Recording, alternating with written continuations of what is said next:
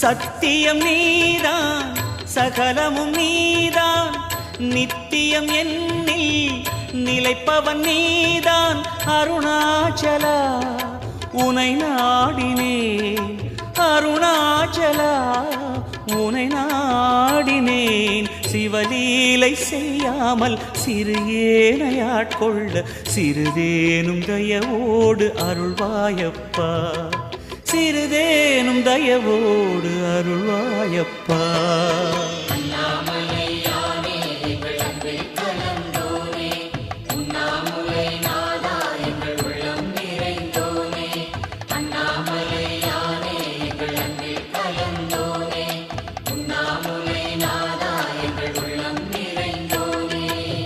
சிவமயமாக தெரிகிறதே சிந்தையில் சிவயோகம் வருகிறது.